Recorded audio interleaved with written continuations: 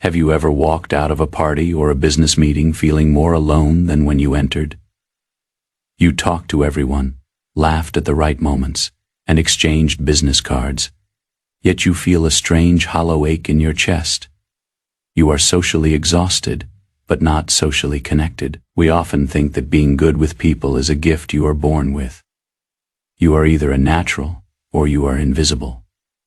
But social intelligence is not magic. It is an architecture of empathy and intentionality. Today, we are going to build your social intelligence framework, a systematic approach to turning superficial interactions into purposeful connections and reclaiming your sense of control. Let me tell you the story of Clara. Clara was a successful consultant, but in social settings, she felt like a ghost. She spent her time trying to be likable, which meant she agreed with everyone, avoided conflict, and wore a permanent, tired smile. She was a social chameleon, but she had no real friends and no influential network.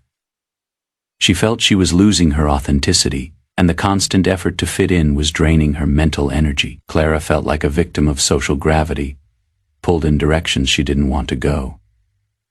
Clara eventually sought the guidance of a man named Arthur, a retired diplomat known for his ability to build bridges between enemies. Arthur didn't give Clara tips on how to small talk. He gave her a system. "Clara," he said, "you are trying to be nice, but you aren't being purposeful. Connection is not about being liked. It is about creating value and establishing resonance. You need a framework to navigate the human heart." Arthur taught Clara the 3 pillars of the Purposeful Connection Protocol. The first pillar is active architecture. Most people listen only to wait for their turn to speak. This is passive listening. The protocol requires you to build an active architecture of conversation. This means using tactical empathy.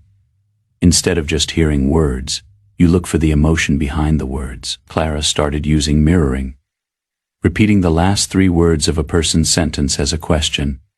This forced the other person to go deeper by shifting the focus from "how do I look?" to "what are they truly saying?" Clara regained her sense of control.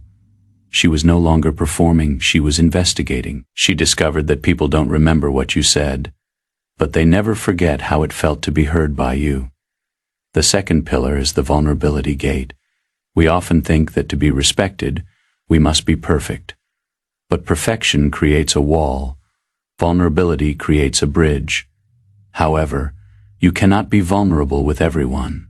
That is social exposure. You need Arthur taught Clara to share calculated vulnerabilities, small, honest admissions of a challenge she was facing. This acts as a psychological signal that you are safe and trustworthy. It invites the other person to lower their shield. When you control what you reveal and why you reveal it, you aren't being weak. You are being strategic. You are building a foundation of trust that superficial talk can never reach.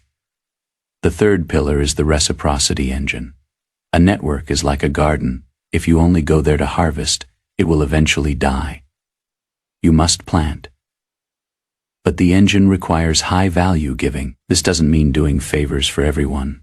It means identifying a specific need and meeting it without being asked. Clara started keeping a connection log. Every time she met someone, she would ask herself, what is their biggest challenge right now? And who do I know that can help them? By becoming a connector, she moved from the periphery to the center of her social circle. She wasn't begging for attention. She was the source of value. The epiphany for Clara came at a high-stakes industry gala. In the past, she would have stood in a corner, hoping someone would talk to her.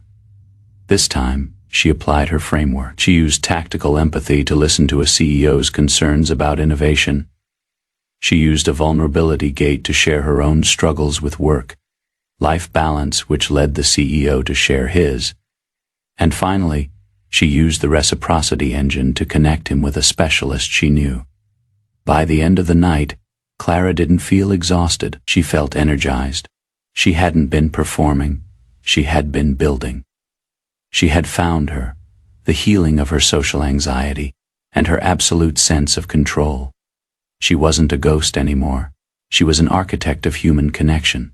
Social intelligence is the discipline of seeing the unspoken and acting with purpose. It is about realizing that every person you meet is a world waiting to be discovered. But you need the right map to enter. Build your architecture, guard your gate, fuel your engine. When you stop trying to be the most interesting person in the room and start being the most interested, the world will open its doors to you. The art of connection is in your hands. It's time to stop wandering and start leading.